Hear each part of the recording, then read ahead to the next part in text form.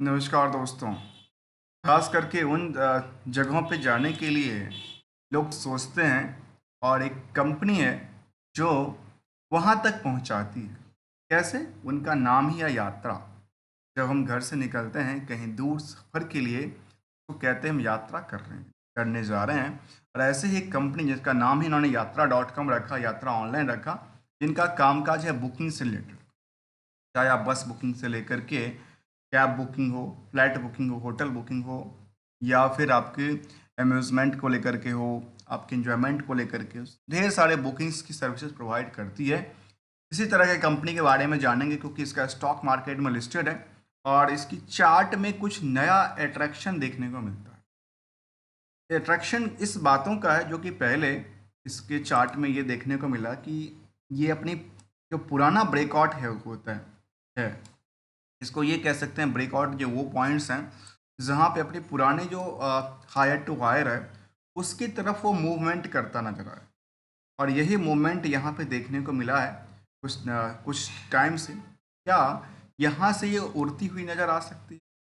चलिए इसके प्रति हम जानेंगे, इसकी फंडामेंटल्स के लिए एक एक एस्पेक्ट को, जो कि चार्ट के बेसिस पे कहता है कि यहाँ पे वॉल्यूम कुछ दिनों से लगातार बढ़ती नजर आती है। खास करके हम यदि रिसेंटली की वॉल्यूम की बात करें तो वॉल्यूम मार्केट में बड़ी तगड़ी आई है, क्योंकि इस तरह के वॉल्यूम पूरे कभी 6 महीने के डेटा में आई नहीं। अब जाके वॉल्यूम आ रही, मतलब ये समझ में आ रही कि यहाँ पे मार्केट के कुछ नई ऊंचाइयों के लिए तैयार होती नजर आ रही। चलिए थोड़ा सा जानते हैं इस कंपनी को लेकर के, ये जिनका यह नाम है यात्रा ऑनलाइन। और यात्रा ऑनलाइन पे हमने पहले भी एक बार स्टडी किया था, अब जो कि खास करके उस टाइम पे जहाँ पे एक सेम प्राइस जोन में लगातार ट्रेड करती नज़र आई थी। जबकि इसमें कुछ लेटेस्ट अपडेट भी निकल के आया था, जो कंपनी अपने दो तीन जो सब्सिडरी कंपनी है उसको भी मर्ज कर रही है, कारोबार को समेट रही है, एक ही जगह कर रही है।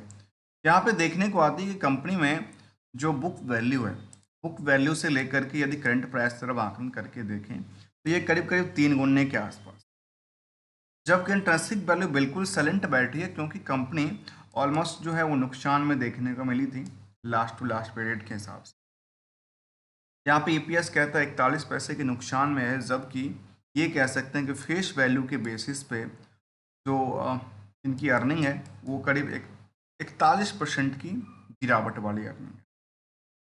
इसकी वजह से जो अंडरग्राउंड की लॉसेस हैं, इसकी वजह से यहाँ जो मार्केट में जो इंटरेस्टेड पार्टी हैं, इंटरेस्टेड पार्टी का मतलब जो इसको खरीदार बिकवाली के लिए आ रखे हैं, जिनको जिसको कहते हैं हम स्टॉक का पी, वो नहीं दिखता। क्योंकि मार्केट में जब कुछ ऐसे दुकानें भी होती है जहाँ पे अंडरग्राउंड बेसमेंट वाली दुकानें में आपकी ऊपरी मार्केट से भीड़ नहीं दिखता है, लेकिन भीड़ कई गुना होती है और अफरा तफरी का माहौल होता है। ऐसे ही यहाँ भी देखने को मिलता है कि इनका ईपीएस में नेगेटिव सेंटीमेंट की वजह से यहाँ पे भीड़ आकलन कुछ नहीं कहता है, ये बिल्कुल साइलेंट बैठी है।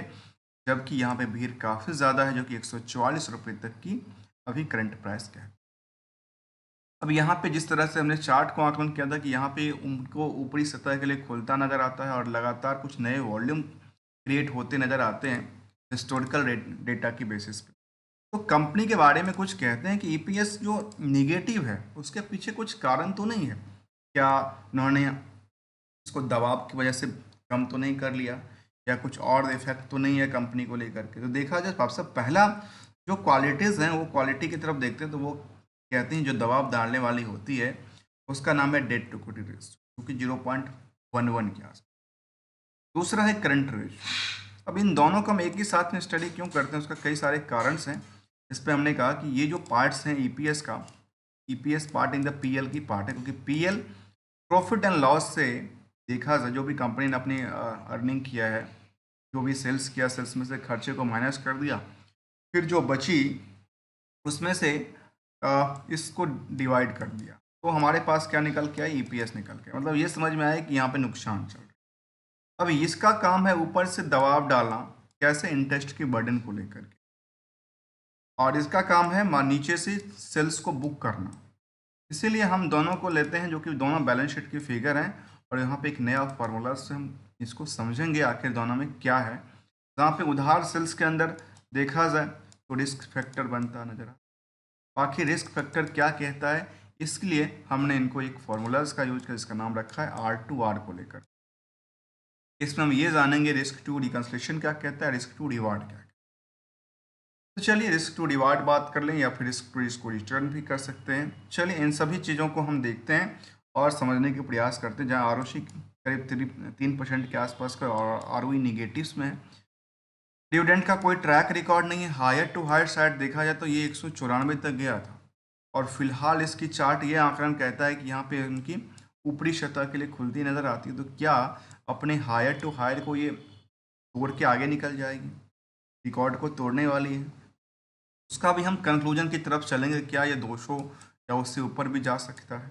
यहाँ पे करीब 50 से 56 रुपीज़ का इसमें इंक्रीज देखने वाली बात है। जहाँ पे इंडस्ट्रियल के बाकी कंपनियों में करीब 97 की भीड़ है, तो यहाँ पे भीड़ काफ़ी ज़्यादा भी वैसे भी देखने को मिली है। चलिए थोड़ा सा इसको जानते हैं। जिसको हमने मार्कअप किया है हम स्टेप बाय स्टेप समझेंगे, जिसका नाम है यात्रा ऑनलाइन लिमिटेड और ये कंपनी BSE ने दोनों जगह लिस्टेड है। कंपनी 2005 में बनी थी यात्रा online limited. The information company का कामकाज था the pricing availability and the booking facility for the domestic and international customer के लिए रोड ट्रेवल से लेकर के सारी चीज़ बुकिंग करती, चाहे आपको रेलवेज का टिकट करना हो तो अभी यहाँ पे अवेलेबल होती है और ये काम भी करता है, जिसमें इनके पास कमीशन इनकम और बाकी सारी चीज़ों का इनकम्स भी आती नज़र आती है, जो कि टूर पैकेज बेचने पर इनके पास और सारी इनकम्स नज़र आती है। तो चलिए जानते हैं, समझने की प्रयास करते हैं। और अभी तक आपने यदि नया सब्सक्राइबर है, नया व्यूअर्स हैं, तो आप इसको क्या कर सकते हैं, कमेंट्स करके बता सकते हैं चाहे इसका लर्निंग कैसा लगा। चलिए इसको हम डीपली की तरफ चलते हैं और वो समझने के लिए हम सबसे पहले पीयर्स में कंपेयर। पीयर्स में कहते हैं टीबोको है, टक है, इजी ट्रिप है, ली ट्रेवल वेन्यू जिसका भी रिसेंटली लिस्टिंग हुआ था एक जगह का नाम से। इसके बाद यात्रा.com से। इन सभी में देखा गया तो ये कहती है इनके बेसिस पे, तो ये कहती है करीब 97 के आसपास का। लेकिन मुझे लगता है कि यहाँ पे काफ़ी ज़्यादा भीड़ है क्योंकि इनका IPS बिल्कुल साइलेंट ही बैठी हुई है। जबकि पीयर्स में कुछ और, यदि BSE की तरफ से पीयर्स को देखें तो पीयर्स में हो सकता है कोई और कंपनी यहाँ पे अवेलेबल हो कि जो वहाँ की डेटा है वो कुछ टॉप हो, उसके हिसाब से लेता है। यहाँ पे देखा है तो सबसे नियरेस्ट में इनको जो पीयर्स रखा गया उसको IRCT से रखा गया, इजी माई ट्रिप से रखा गया, इसके अलावा RTHL से रखा गया है। अब आते हैं इसकी क्वार्टरली रिजल्ट की तरफ, क्या संकेत देता है इसको रिजल्ट को। तो हम दोस्तों शॉर्ट में कुछ जानने के प्रयास करेंगे नहीं, कोई टिप्स आपको देने वाले हैं नहीं, कि मुझे कोई टिप्स आती नहीं है। इसे कम्प्लीटली लर्निंग पार्ट्स और ये जानने के प्रयास हैं कि आपकी कंपनी का फंडामेंटल्स क्या क्या है। जैसे जून का आकलन करके देखें तो कंपनी की करीब करीब कह सकते हैं 10% के निगेटिव सेंटीमेंट। यहाँ से देखने को तो कर सकते हैं 7-8% के आसपास के निगेटिव सेंटीमेंट मिला था, चाहे YOY का पीरियड हो चाहे Q का।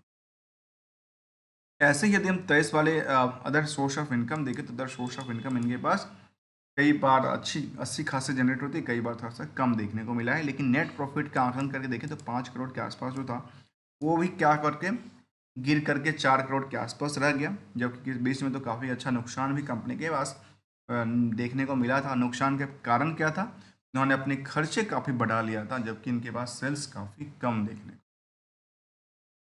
अब आते हैं इसको समझते हुए जो आखिर इस पे Q के हिसाब से भी निगेटिव सेंटीमेंट बनाता है, YOY के हिसाब से भी नेगेटिव सेंटीमेंट बनाता है। तो परसेंटेज इसके बारे में क्या आंकड़ा दें, तो परसेंटेज के बारे में देखें, कहती है यहाँ पे करीब 8% के आसपास की गिरावट करती है रिवेन्यू के अंदर। इसके अलावा यदि देखा जाए तो इनकम एक्सपेंसेस के अंदर तो न्यूट्रल बैठी है। नेक्स्ट ऑपरेटिंग जो एक्सपेंसेस पार्ट थी उसको लेकर देखा जाए तो ये कहते इनकम पार्ट को लेकर देखा तो ये भी 32% के आसपास की गिरावट दर्ज करते हुए जो नेक्स्ट है, चाहे वो EPM चाहे नेट प्रॉफिट मार्जिन की बात करें या EBITDA की बात करें, इन दोनों के दोनों में करीब 26% से लेकर के 70% तक की गिरावट दर्ज कर। मतलब ये क्या समझ में आया, पिछले साल से उन्होंने अपनी परफॉर्मेंस लेवल ठीक ठाक नहीं किया। किसने नहीं किया, मैनेजमेंट ने नहीं। ऐसे ईयरली बेसिस पे हम देखें ये कुछ कहता है हाँ, कहता है जो क्या इन्होंने ग्रोथ लेवल बनाई है, कहती है हाँ ओनली 24 के अंदर ग्रोथ लेवल बनाई है, लेकिन लास्ट जो जून का डेटा था उसके हिसाब से भी फिर उन्होंने ग्रोथ लेवल दर्ज नहीं किया। टॉप ऑफ द 12 मंथ का डेटा नहीं निकल के आती है। इसके उपरांतर देखें तो ये कहते हैं कि यहाँ ऑपरेटिंग एक्सपेंसेस जो ऑपरेटिंग प्रॉफिट मार्जिन थी वो जो किसी जमाने में 10% के आसपास हुआ करता था, वो लगातार इनकी गिरती नजर आती। वो 10% से सीधे 3% पे आ जाती है, जिसकी वजह से जो नेट प्रॉफिट की पार्ट थी वो कंपनी का क्या हुआ, नुकसान में देखने को मिला, जबकि कंपनी के पास 25 करोड़ के आसपास की अदर साइड ऑफ इनकम भी रहा। आखिर अदर इनकम होने के बाद इनका पहले 15 करोड़ का क्या कहती है, 15 करोड़ का प्रॉफिट था। 15 करोड़ के प्रॉफिट में अभी क्या होता है, इनके पास 25 करोड़ और ऐड होता है। इसके अलावा इनके पास डिप्रिसिएशन और इंटरेस्ट की पार्ट काफ़ी ज़्यादा रही, जिसकी वजह से 5 करोड़ का नुकसान देखने को मिला है। तो क्या इनके प्रति हम रिकन्सिलेशन नहीं करेंगे? क्या कर रही है लगातार, इसमें कई बार चेंज करती है, कई बार 10 करोड़ से 23 करोड़, 23 से 22 करोड़, 22 से 18 करोड़, मतलब इसमें जो है परसेंटेज को जानना जरूरी है, आखिर परसेंटेज हिसाब से क्या कहती है। और साथ में इसके लिए हम क्या करेंगे कि ये प्रॉफिट की पार्ट एक हमेशा क्या हुआ है, बुक्ड किया गया। अब बुक्ड किया गया तो इसके पीछे हम कुछ चीज़ों को जानेंगे, जो आखिर बैलेंस शीट में कुछ ऐसे चीज़ को देखते हैं कि जो कंपनियां मोस्टली प्रीपेड का कामकाज करती है ना, मोस्टली प्रीपेड, कुछ ही पार्ट्स उनका पे एंड अराइवल का होगा, इनके पास डेटर्स रिस्क भी है, कुछ ऐसा कुछ आकलन करता है। इसलिए हम क्या करने वाले हैं, R2R पे चलेंगे, समझेंगे इसको लेकर के तो क्या कहती है। उससे पहले percentage of the yearly basis पे देख लें तो रिवेन्यू सोर्स में करीब 11% की जंप होती है, एक्सपेंसेस 14% से गिर जाती है। नेक्स्ट साइड की देखें, चाहे टोटल इनकम की बात करें या फिर नेट प्रॉफिट मार्जिन की बात में, तो 159% से लेकर के करीब करीब ये कह सकते हो 153 और 12% तक की लगातार ईबिटा में भी नुकसान ही देखने को मिला है। मतलब इनमें ऐसा नहीं था कि इनमें अच्छी खासी जंप ले लिया उन्होंने ईयर ऑन ईयर बेसिस पे, और क्वार्टर ऑन क्वार्टर मतलब सेम पिछले साल के सेम क्वार्टर से गिरावट ही दर्ज करती नजर आई। अब आते हैं इसको रिकन्स्ट्रक्शन करेंगे, क्योंकि प्रॉफिट की पार्ट एक बुक्ड किया हुआ वैल्यू है। इसके पीछे यदि हम जाने तो आखिर सबसे पहला हमारी नज़र जाती है बोरिंग्स को लेकर, आखिर बोरिंग्स में क्या कर रही है। तो बोरिंग्स को लेकर के ये नज़र आई कि कंपनी के पास बोरिंग्स जो किसी ज़माने में था, उस ज़माने के बाद यदि 1 साल 2 साल पहले की बात करो तो वहाँ से उन्होंने अपनी पोजीशन को कम किया है, बोरिंग्स को कम किया। अब यहाँ पे सवाल उठता है कि बोरिंग्स को कम करना है, कहाँ से कम किया, अपनी टेबल से कैसे, जो कि इनके पास कैश था, कैश से कम किया या किस पार्ट से कम किया, तो इसकी भी हम एक लेखा जोखा देखते हैं। यहाँ पे देखने को ये मिलती है।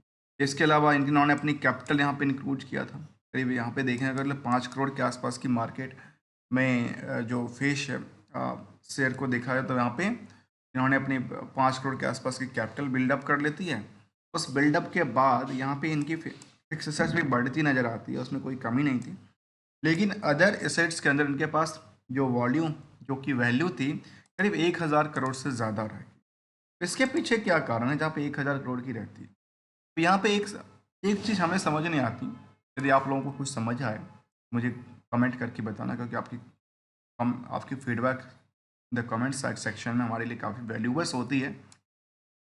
जो कंपनी प्रीपेड में मोस्टली कामकाज करती है उनके लिए कहते हैं 450 करोड़ का इनका डेटर्स पड़ा, मतलब इनको पैसा मार्केट से लेना है 450 करोड़, जबकि इन्होंने प्रॉफिट कितना बुक किया। इसके वजह रिस्क कितना कहता है, और रिस्क ये कहता है इसको लेकर के जो 389 दिन में इनके पास पैसा। ये बात मुझे बिल्कुल समझ नहीं आई, जो आखिर इस कंपनी जिसका नाम है यात्रा ऑनलाइन, यात्रा के पास जो वेंडर्स हैं जिससे इनको पैसा कलेक्ट करना है, वेस्टली तो पैसा यही कलेक्ट करते हैं। कलेक्ट करने के लिए कलेक्ट तो यही करते हैं ना। जैसे मैं एक बात बताऊं, मुझे समझ में यहाँ तक आती है, जब आप कोई टिकट बुकिंग करते हैं तो इनकी वेबसाइट्स पे पैसा जाता है, चाहे वो होटल इंडस्ट्रीज का, हाँ ये हो सकता है जो कि पे एंड अराइवल का पार्ट हो, जो आप वहाँ पे देते हैं, कैश ऑन डिलीवरी पे देते हैं, उस सिचुएशन का हो सकता है इनके पास पैसा लटका हो। लेकिन लटका हो तो क्या एक एक साल तक इनके पास पैसे नहीं आते हैं क्या? एक साल से ज़्यादा, मतलब 13 महीने और 14 महीने तक पैसा लगातार लटका, 14 महीने का कोई क्रेडिट मिलता है क्या? पता नहीं, तो यदि मिलता होगा तो मुझे बताइएगा। चलिए, यहाँ पे हम 14 महीने का क्रेडिट देख रहे थे, और ये कहती है कि यहाँ पे करीब 450 करोड़ का मार्केट में उधार रखा है, और उन्होंने कुछ, मतलब ये और कुछ पेबल भी पार्ट्स करके रखे हैं क्या? टोटल पेबल की पार्ट भी रखे हैं 173 करोड़ का। उसके बेसिस पे देखें तो 450 करोड़ काफ़ी ज़्यादा है, जबकि कंपनी के पास जो टोटल सेल्स रहा है वो 322 करोड़ का रहा। प्रॉफिट बुक करती है नियरली कह सकते हैं कि 5 करोड़ के आसपास निगेटिव, और इसके मार्केट में पैसे फंसे हुए 450 करोड़। ये बिल्कुल मुझे पहुंचने वाली बात नहीं लगती, आखिर उसमें कुछ तो इनकी पीछे चल रही है, या तो मार्केट के सेंटिमेंटल को लेकर के या कुछ ऐसे इन्फॉर्मेशन को लेकर के जिससे वजह से मार्केट में जो पीरियड था उसको लेकर के थोड़ा सा, जबकि पिछले बार इस कंपनी में करीब 273 दिन का पीरियड रखा था। इससे पहले अच्छा खासा उन्होंने कहा कि हमारी रिकवरी टीम अच्छी खासी कामकाज करती है, और यहाँ पे बिल्कुल कहते हैं कि रिकवरी टीम काम ही नहीं करती है, ऐसा संकेत देता है। अब आते हैं इसको चीज़ को लेकर के समझते हैं, जो इनकी बैलेंस शीट फिगर में आखिर हुआ क्या। तो वो कहती हैं कि हमारे पास बैलेंस शीट फिगर में शॉर्ट टर्म के अंदर जो कैश था और शॉर्ट टर्म इन्वेस्टमेंट की पार्ट थी उसमें 296% की जंप हो जाती। लेकिन यदि अदर साइड आप देखें तो एसेट्स की 78% जंप के बाद जो लाइबिलिटी थी वो गिरती है। तो ये यहाँ पे तो अच्छा दिखता है, ये फिगर साथ अच्छा दिखता है, लेकिन आपने इन चीज़ों पे गौर करना ज़रूरी है, क्योंकि हम कंप्लीटली की तरफ इन चीज़ों पे भी फोकस करते हैं जहाँ पे इनकी कुछ डीमेरिट निकल गया। तो इनको एनालिसिस पार्ट में देखेंगे क्या कहती है, और ये भी देखा जाए कि इनकी जो ग्रोथ रिवेन्यू रही है वो क्या कहता है। तो कंपनी के बारे में कहती है कि इनका लगातार सेल्स ग्रोथ था वो तो लगातार उन्होंने इंक्रीज किया, प्रॉफिट ग्रोथ भी लगातार इंक्रीज किया था, लेकिन लास्ट 12 महीने में इनकी लगातार गिरावट देखने को मिलता। स्टॉक प्राइस सीजीआर तो बिल्कुल सरेंट बैठी है, और रिटर्न ऑन इक्विटी की बात करती है जो कि निगेटिव इफेक्ट डालती नजर आती है। अब आते हैं इसी सिलसिले को थोड़ा आगे बढ़ाते हैं और लेटेस्ट सेंटिमेंटल की तरफ चलते हैं, उसके बाद आएंगे हम कुछ नए एस्पेक्ट के साथ। सेंटिमेंटल इसके बारे में लेटेस्ट क्या कहता है, इन्वेस्टर्स प्रेजेंटेशन की बात कर रही है, न्यू पेपर पब्लिकेशन की बात करें, एनालिसिस मीटिंग की बात करें, और रिपोर्टिंग की बात करें, जो कि बिजनेस सस्टेनेबिलिटी की इन्होंने रिपोर्ट अपडेट किया है। जो उन्होंने रिपोर्ट अपडेट किया उसके बारे में एक नज़र डालते हैं, क्या है इनकी रिपोर्ट्स में, जैसे बिजनेस में जो इनके पास चीज़ें थी उन्होंने क्या अपडेट दिया। अपडेट देते हैं कि हमारे पास वेबसाइट्स ये हैं, और थोड़ा इनकी प्रेजेंटेशन ज़रा देखें तो प्रेजेंटेशन तो उतनी अच्छी नहीं बना रखे हैं, लेकिन तब भी चलिए इसको हम ज़रा एक नज़र समझते हैं। 2005 में कंपनी बनी थी, और ये कहती कंपनी के पास travel agencies and tour operator का कामकाज है, इनके पास सपोर्ट सर्विस इन ऑर्गेनाइजेशन को देते हैं। जो प्रोडक्ट है इनके पास एयर टिकटिंग से लेकर के hotel and packaging, other operating incomes भी इनके पास है, और वो इनके पास कोड की बात करती है। और यहाँ पे ये देखने को मिलता है तो कंपनी के पास जो एम्प्लॉय की बात करें, जहाँ परमानेंट एम्प्लॉय, टेम्प्ररी एम्प्लॉय के लिए बात किया है। फिर उन्होंने रिवेन्यू की तरफ और सेगमेंट वाइज एक बार देखते हैं आखिर इनकी किस सेगमेंट से कितना पैसा आता है। यदि आईआरसीटीसी से कंपेयर किया जाए तो आईआरसीटीसी मैक्सली तो क्या करती है, ट्रेन की टिकट बुकिंग करती है। इसके लिए हम एक बार सेगमेंट वाइज डिटेल देखते हैं, सेगमेंट वाइज इसके बारे में क्या है। सेगमेंट वाइज जानना क्यों ज़रूरी है, क्योंकि ये जानना इसलिए ज़रूरी है क्योंकि इसका पीयर से ये कंपेयर कम्प्लीटली किया जा सकता है कि इनमें कुछ और ग्रोथ लेवल है या किसी दूसरे कंपनी में ग्रोथ लेवल ज़्यादा दिखती है। यहाँ पे ऐसा कुछ डेटा निकल के नहीं आती है। आते हैं इसकी सेंटिमेंटल को लेते हुए हमने ये देखा, अब सेंटिमेंटल में एक नज़र डालते हैं दोबारा, और उन पॉइंट पर देखते हैं जहाँ पे इन्होंने जैसे सेंटिमेंटल ने बताया कि हमारे पास इन्वेस्टर्स प्रेजेंटेशन की बात उन्होंने किया था।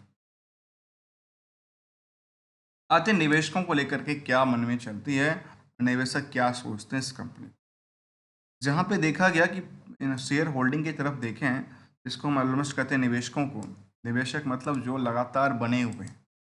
ऐसा नहीं जो निवेशक आज आए कल, वो उनका काम हो गया ट्रेडिंग का, और ट्रेडिंग और इन्वेस्टमेंट दोनों डिफरेंट टर्म है। तो इन दोनों टर्मों में हम इसको टर्म लेते हैं केवल और केवल निवेशकों को लेकर के, जिनको कहते हैं इन्वेस्टर। यहाँ पे देखा गया कंपनी में कई बार तो करीब 57,000 के आसपास की भीड़ खड़ी हुई थी। उसके बाद धीरे धीरे भीड़ इसमें काफ़ी कम भी हुआ था, लेकिन दोबारा उन्होंने जून तक के डेटा में थोड़ा सा भीड़ 10% इंक्रीज करती नज़र आई थी। तो इसमें आखिर सेंटिमेंटल बना क्या रहा है, जहाँ पे एफआई की तादाद भी है, डीआई की तादाद काफ़ी ज़्यादा है इस स्टॉक को लेकर के। हाँ, आम पब्लिक भी है, करीब 8% के आसपास की पोजीशन में कामकाज कर रहे हैं।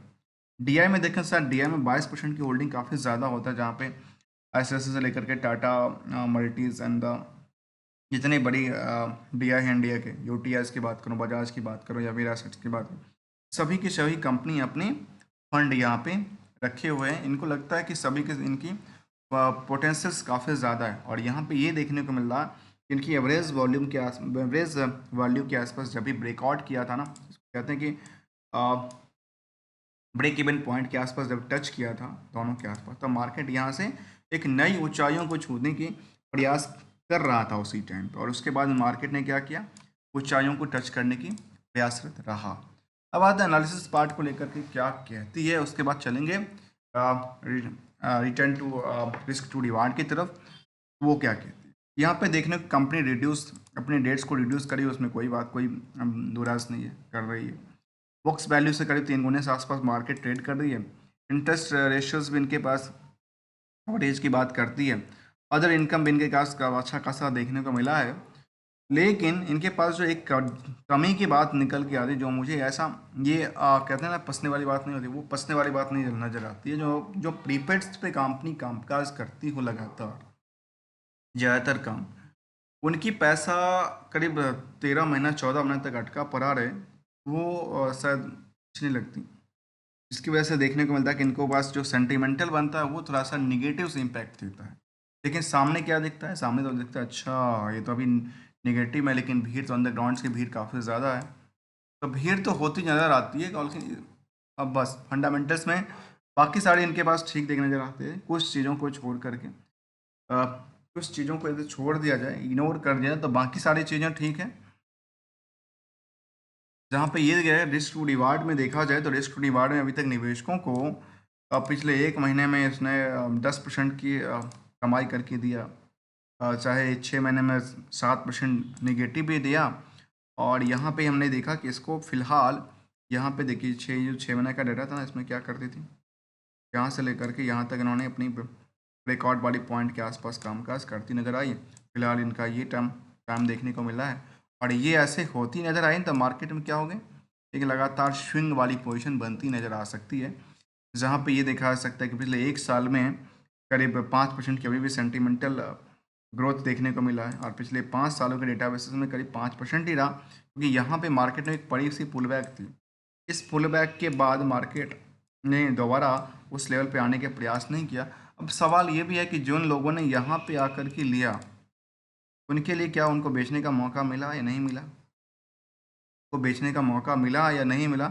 इनको तो मौका मिला, बेचने का मौका मिला होगा, लेकिन इनके पास मौका मिला या नहीं मिला, ये एक सवाल होती है इस कंपनी किसी भी स्टॉक को लेकर के। अब आते हैं मेन, अब जो एक मेरा जो रूल्स हैं वो रूल्स के ऊपर। आखिर इस स्टॉक में कभी भी कुछ भी एंट्री और एग्जिट तो हमेशा लिया ही जाता है, इसमें कोई कमी नहीं, क्योंकि हमेशा यदि नहीं लेंगे तो सबके सब हाथ पे हाथ धरे बैठे रहेंगे मार्केट में। अब आएंगे मार्केट में ऐसा चलती रहती है। इसमें एक ही रूल अप्लाई होता है, यदि लॉन्ग टर्म के लिए सोचना है, लॉन्ग टर्म के लिए सोचना है, तो एक जो कि खास करके मूविंग एवरेज के आसपास मिले तो शायद बेटर हो सकता है, क्योंकि उनमें आपकी कॉस्टिंग कम हो जाती है। दूसरा जो ध्यान देने वाली बात है उसका नाम है टारगेट। टारगेट क्या होनी चाहिए, टर्म प्लस ग्रो। अब दोनों को कंबाइंड कर दीजिए। इन दोनों को कंबाइंड करने के बाद इनमें इनको हाइब्रिड करिए। हाइब्रिड करने के बाद माइंड में हमेशा एक बात का ध्यान रखें जिसका नाम है एसएल। एसएल बिल्कुल हमेशा रखना चाहिए मार्केट में, तभी इस मार्केट में आप इसमें अपनी पैसे को बना सकते हैं, सेव कर सकते हैं। अदरवाइज क्या है, आपके सामने ही आपने देखा कि चार्ट में हमारे उन्होंने यहाँ पे खरीदारी किया और आपसे सामने चार्ट नीचे गिरता गया और आपको कुछ मिला नहीं। इसलिए स्टॉप का भी प्रयोजन है। यदि आपके पास इसमें ये निकल के आती है कि 10%, 20%, 30%, जो भी आपकी रिस्क फैक्टर है, उस रिस्क फैक्टर हिसाब से इसमें एसएल करके फिर आगे कोशिश करना चाहिए।